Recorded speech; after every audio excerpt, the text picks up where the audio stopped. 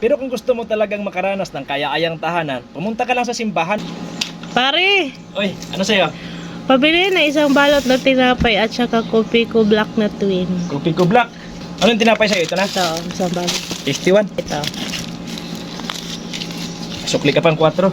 Sukli mo. Pare, ang ganda ng bahay dyan sa unahan, no? At ang laki pa, pang mayaman talaga. Oh, mga seaman may-ari niyan.